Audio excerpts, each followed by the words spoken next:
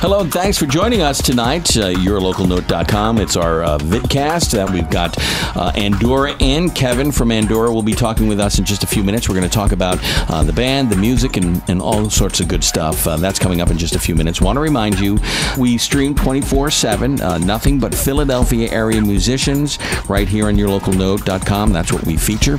You can take YourLocalNote.com with you, as we've got free apps. Yes, I said free. Go to the respective stores, type in YLN, and download them for free. You can check out where your favorite bands are playing on our site and all sorts of other good information. If it's happening here in the Philadelphia music scene, you're going to find out about it right here on YourLocalNote.com.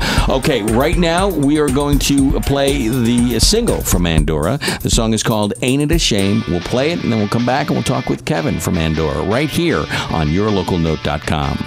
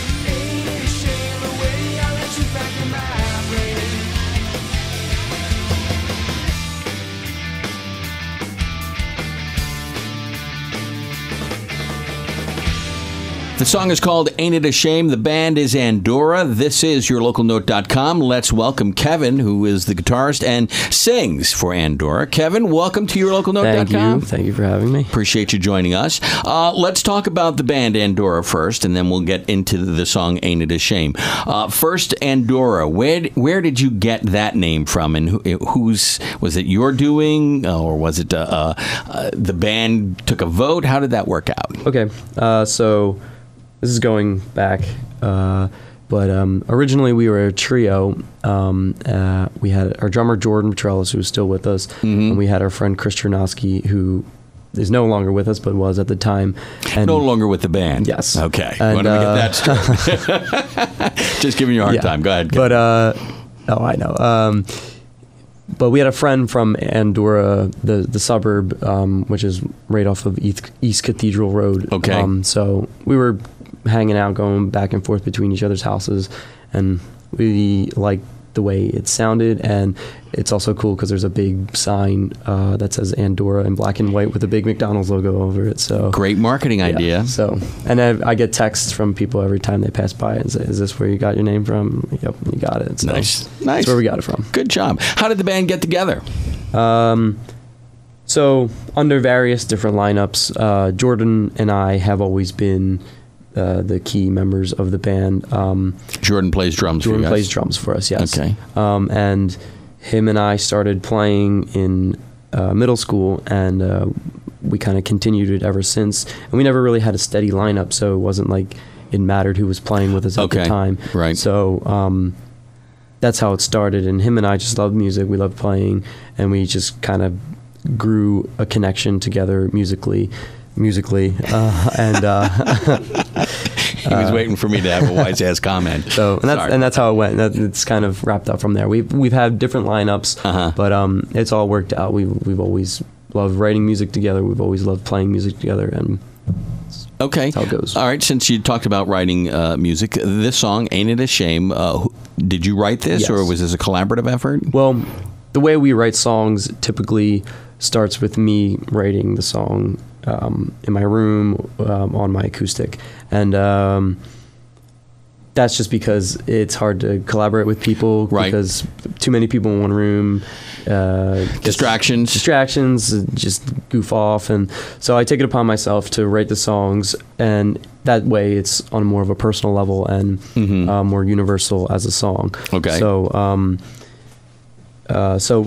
with this song, along with all the other songs, we have a method to the way we write our music, and that starts with me writing the song, and then I go to Jordan, and then Jordan and I kind of figure out how we want it to sound, and then it kind of just adds layers to it. And our bassist adds his parts, and then our guitar player adds his parts, and then it kind of just grows and grows until we like what we are producing. But the foundation of the song usually comes from you first, and then they tweak it here and there with their parts. And do they ever make suggestions as far as making changes to the song? All the time. And how does that feel? Since writing a song, and we hear this all the time as we talk to musicians. I mean, that's a process that is very personal. Oh yeah. And it's your baby. I mean, so you have to trust the people that you're playing music with, because they're going to now make suggestions, and it's interesting to see how different people react to it. How difficult is it? It's pain in my heart. No, it is though, because if there's we have this one song where Jordan always goes, "Oh, that one line should be cut, but that one line means everything to me, so I'm never going to cut it," and he's always going to hate me for it, but I'm never going to get rid of it. So okay, so let's get specific with this song, "Ain't It a Shame." What is this song about? Well, let me answer that by asking you the same question. What do you think it's about? Ain't it a shame? I guess you're interpreting it and you're listening to it. I guess it's something that you wish happened, but it didn't. Whether it's a relationship or whether it's trying to accomplish something and it just didn't happen. Okay. Well, that's what it's about. Though, how about that? Wow! You nailed it right on the head. Not as dumb as I look, huh? No. Well, I actually saw.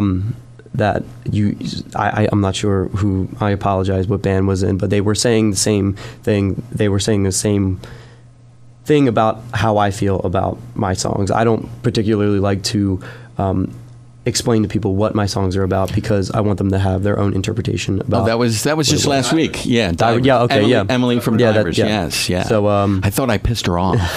I was a little concerned about that. I thought she was going to get angry with me and walk out in the interview, but she was very, very cool and really liked talking to them. But that makes sense, that you write some stuff. But sometimes you get people who, when they're writing, it's very personal because they've lived the experience. And then you get people who just like to tell stories. Yeah. And they'll get an idea, and they sort of lived it, but it's sort of like, I want people to relate to this, and it seems like you fall into that category. Yeah. And then the way that it kind of ends up being is that I'll write a song and I'll have no idea what it's about while I'm writing it, but much later after it's written, I'll be like, oh, that's what I think it's about now. Okay. So I kind of feel guilty because that's a huge question with people. What's this song about? What's this song about? And then they grow kind of a connection to the song. Sure. So, and like at first it didn't mean anything to me, but once I figured it out in my head that that's what that song's about, then it makes sense. So I feel bad kind of giving an explanation when I didn't know what it was the whole time. Okay. So. Okay, but as you were creating the song, it's like a puzzle. Yeah, exactly. That's how I talk about it too. So. Okay. So you start with some certain words and you're putting it together, and all of a sudden, by the time it's done and you've played it a few times, it gets a meaning to itself. Yeah. So, I mean, do you ever get to a point where you see something or experience something and say, I got to write about this? Yeah, there's definitely songs that were just like, I got to write a song because I'm feeling so much this way that this song needs to describe how I feel exactly. So okay, we do have songs like that, and those songs are the more meaningful songs. Those are the songs that I know what they're about right away. I knew what they were about exactly right off the bat when I was writing it. But for example, my whole bullshit kind of thing with what I said about Ain't a Shame was exactly how I wrote about it, though. Like I didn't write it and then like know what I was talking about the whole time. I wrote things that kind of sounded cool together, and it came together that way. So, again, like a puzzle. Yeah. You put it together that way. Do you ever have members of the band come to you and say, "Hey, I got an idea. What do you think about this? Can you write a song around this?" Sometimes. Jordan has this one guitar lick that I'm still trying to figure out. He recorded it a long time ago, and he probably has no idea what I'm talking about, but it's a really cool riff, and I'm trying to write something around it, revolving it. And he wrote it too, which is interesting because he's the drummer. So but there's never any like emotional or feelings that kind of are involved with it because we're guys and we don't really care. No, of course not. Yes, that's right. All right, very good. Let's go on to song number 2. We'll play it, and then we'll come back and we'll talk about it. All right? We're hanging with Kevin from Andorra. This is yourlocalnote.com. Appreciate you joining us on tonight's vidcast. This song is called 6 a.m. from Andorra on yourlocalnote.com.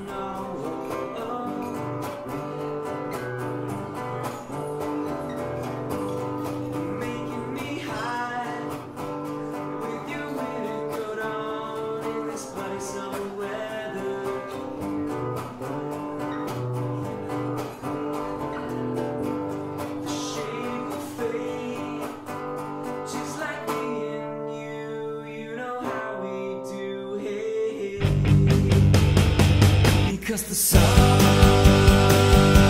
hurts my eyes, and I could die now, it'll be fine. Well, I could die now, it'll be fine.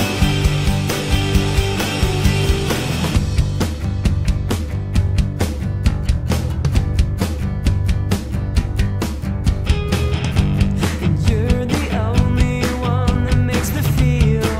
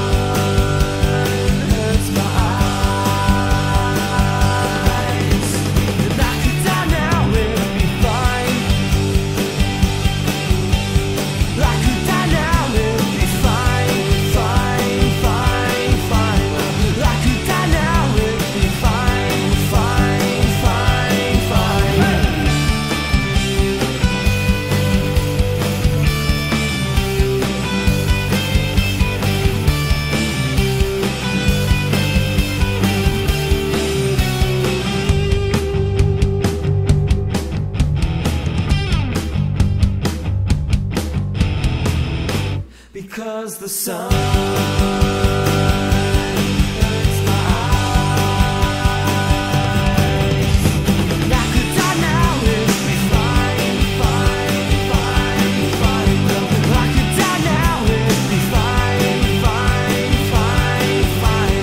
I could die now, it'd be fine. The song is called 6 a.m. from the band Andorra. We're hanging with Kevin, who sings and plays guitar for Andorra. Kevin, thanks so much for joining us. Thank you again. All right, let's talk about 6 a.m. Is it about getting up for work and it's too damn early? Is that what you think it's about? 'Cause that's what it's about. That's what I think. The first thing I think about 6 a.m. Geez, that's about the time I get up every day.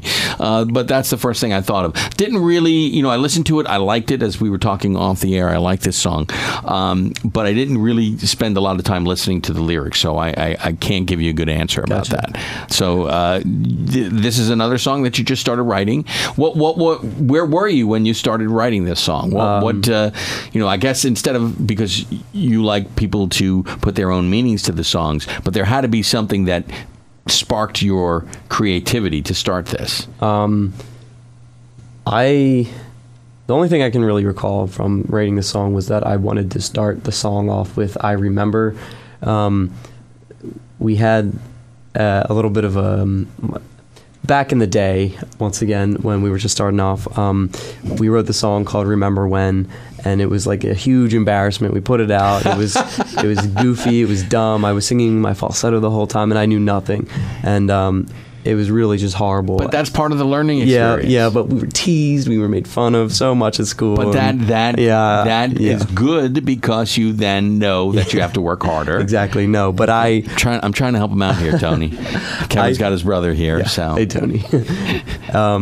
But I wanted to take a huge risk by saying "remember" in the song, because I felt like people would automatically associate that song with this older song, and it would just come back, all these horrible memories come back. Okay. But no, it wasn't that bad. But that's how I felt about it. I just wanted to say "I remember," because remembering these other times that I've had with this song. But it's also a love song, and whenever we play it live, I always say, "Oh, this is a love song." So, okay. Well, a big part of guys getting into music is to impress the girls. I mean, that's a big thing. I mean, I can't tell you how many times that we've interviewed bands, and they'll say, I'll say, "What is this song about?" "Well, it's about a girl." It's about a relationship. It's about that and this, and that's just the way it is. So I mean, there's nothing wrong with that. So you've had, well, it's good that you've had some negative feedback. Oh, plenty. But it does two things. It makes you work harder, or you're just going to say, "You know what, it's not worth it." Yeah. Type of stuff. Yeah. We knew that there was something that we had, between each other. Once again, not that way, but we knew that there was a connection between all of us. Yes. And so we didn't want to stop. We had to change things, and we did, and we moved on. So how did you, let's take a step back. How did you start writing music? I mean, did you take lessons? Were you taught, or is it just something that you self-taught? It really is not a great story. I don't even remember. It was my mom had an acoustic guitar that my dad bought her for her birthday, and she played guitar, but she only knows how to play Johnny B. Good. Okay. But so she just kind of left it in this office room in my house, and I always kind of snuck in and played it because it was a Martin and it was really beautiful, and I kind of just kept going back to it and kept playing it, and I just ended up loving playing that guitar, and it's the same one behind me. And so you self-taught? Kind of, yeah. You did take some lessons? I've had some lessons, but not for long. It wasn't anything really. I don't know how to shred. I don't know how to sing people on American Idol. I just kind of do what I can do the best way I can. I participate in choral groups at school to kind of help my singing. Sure. But I've never had great lessons. I've had lessons from people who kind of just talked to me and told me how to, just do it, just kind of get up and play. And that's kind of all I really needed to do. Okay. doing it now. So All right, that sounds good. Then it's safe to say that your mom is an influence in your music career. no. No, can't do that. A little bit. All right. What other influences? Musically? Yeah. Musically. That's fun to talk about because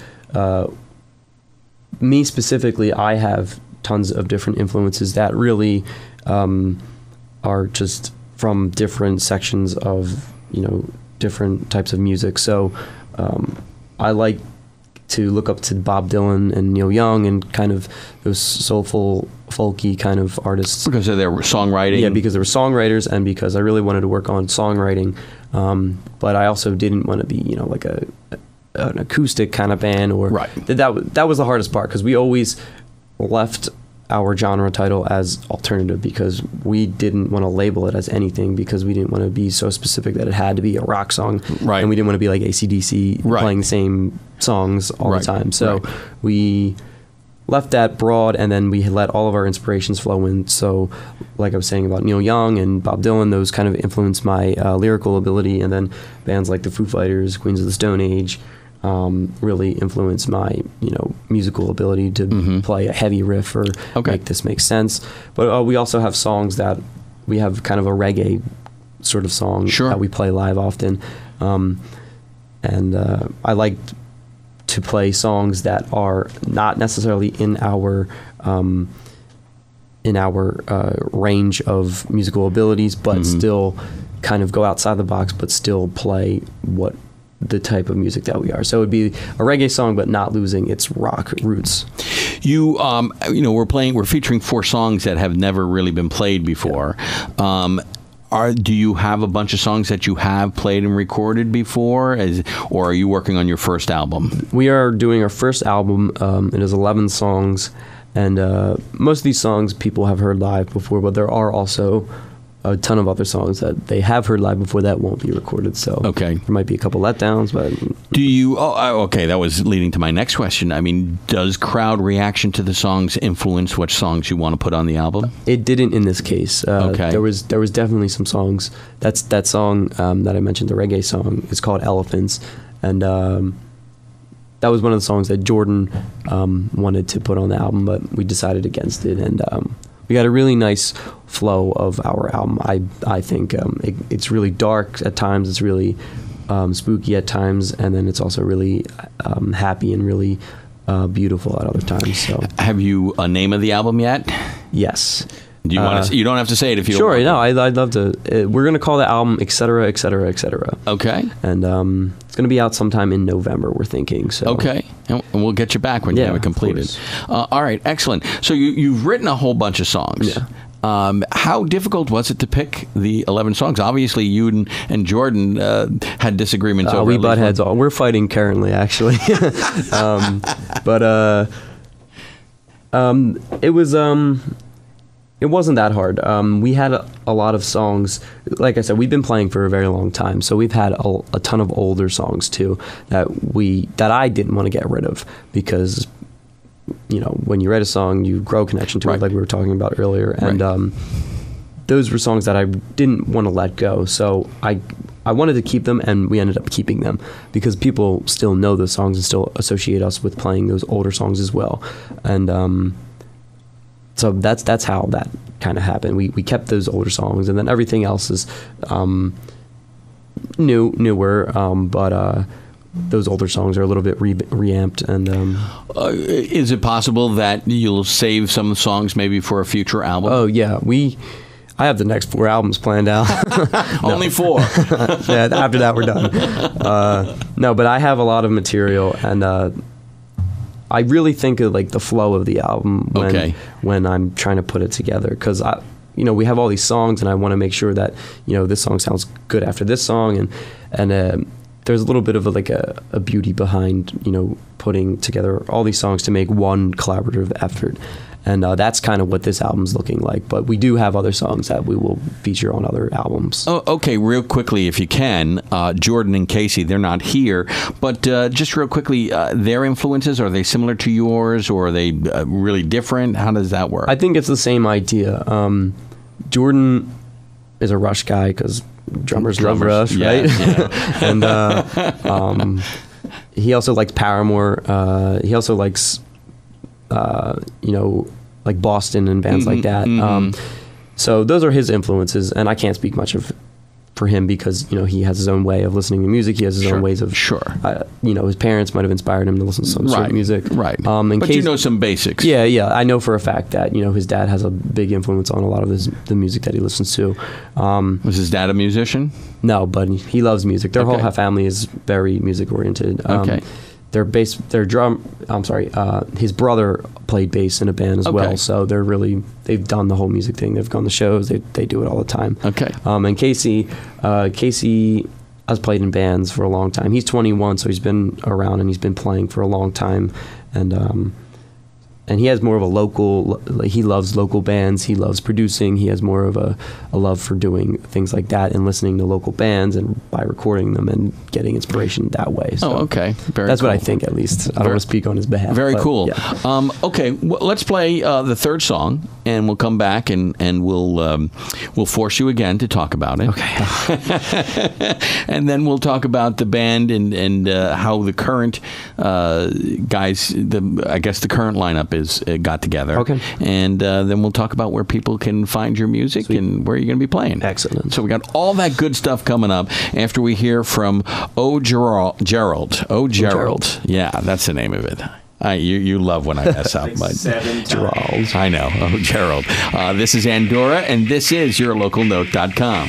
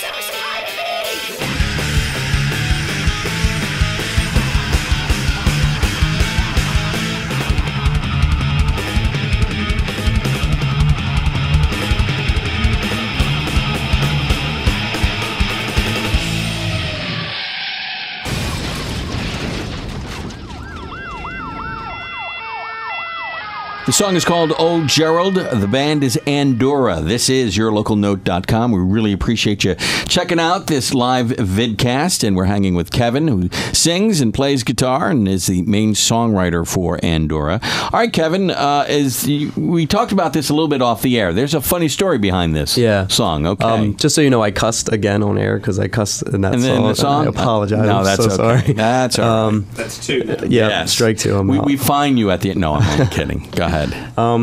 So Oh Gerald is a silly joke song. It's written about our friend Gerald, who just kind of, his life is a series of unfortunate events, and we just always joke about it. And the song's kind of... Is he aware of this? I think so. I don't think his parents are, so...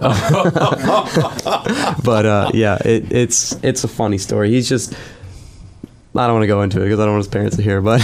Okay. But no, he just... you poke fun at him. Yeah, we make fun of him. Like, sometimes his parents will forget to pick him up from my house, and he'll be there I've for had like that. 2 days. Oh, maybe. when I was a kid, that happened all the time. Yeah. My parents would be like, and this was before cell phones. Yeah.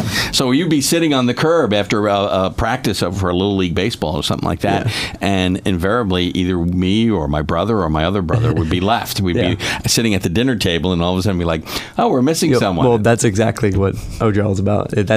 He's the youngest of like 5 older brothers and sisters, so it happens. That's his life. That's great. And that's the story of it. I can definitely relate to that. That's good stuff.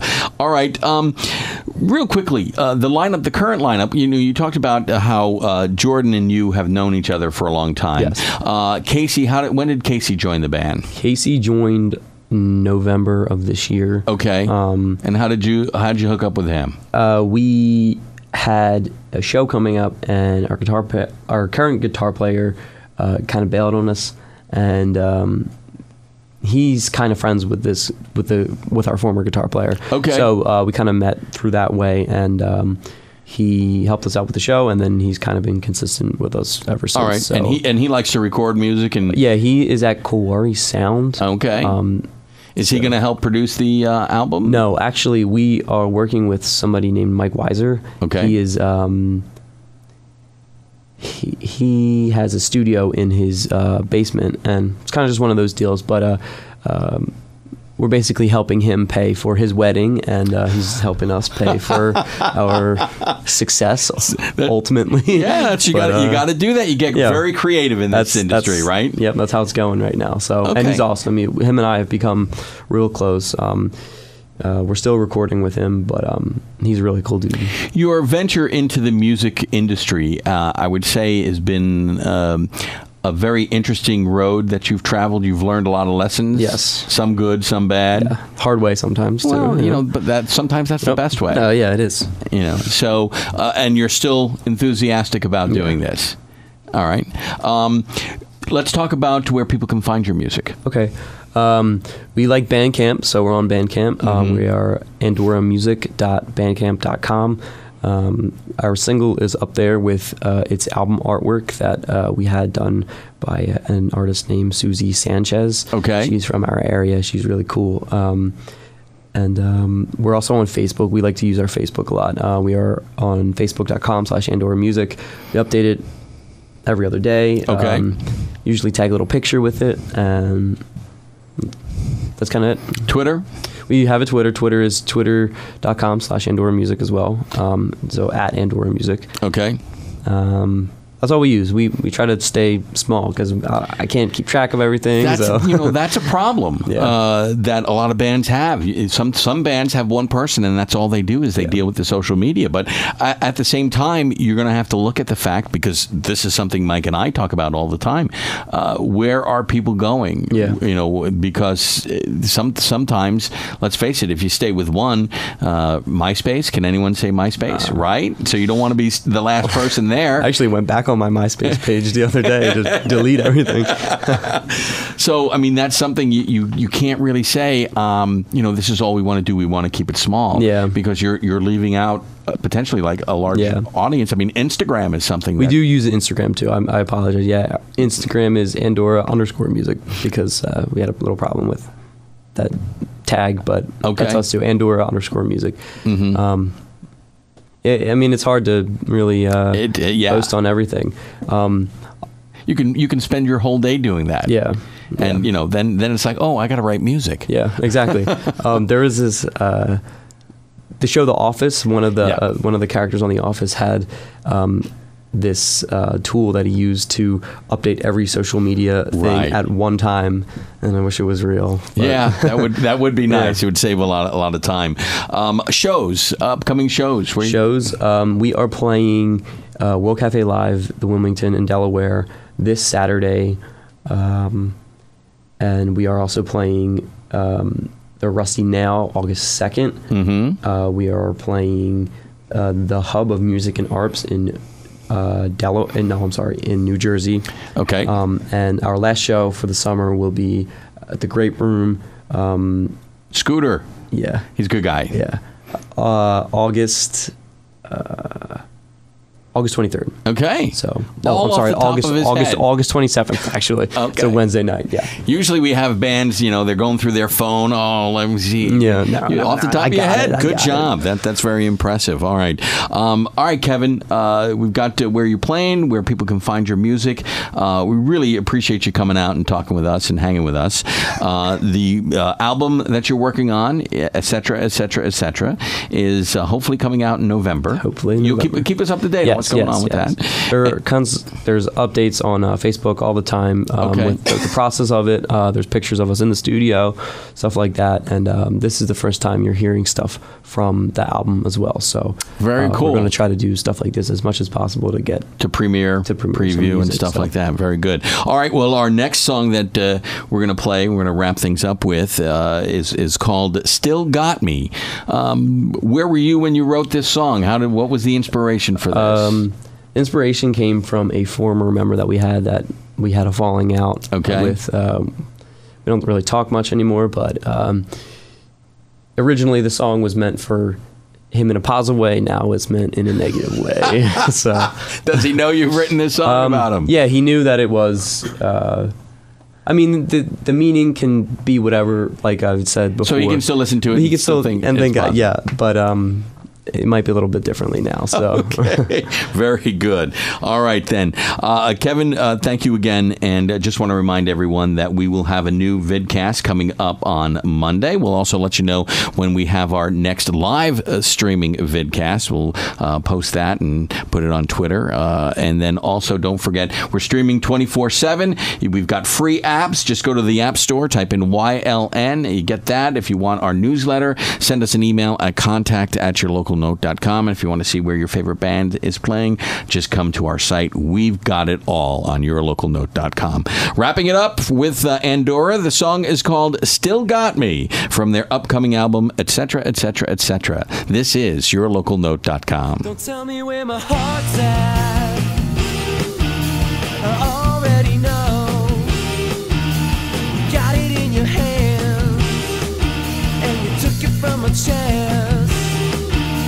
And I'll steal it back and never do it again.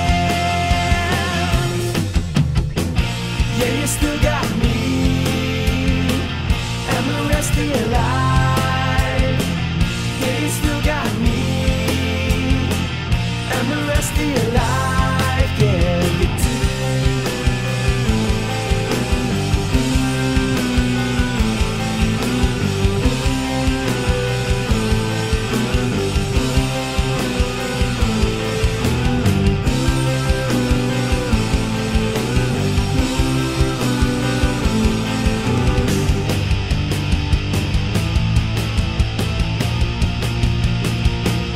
Tell me what my job is.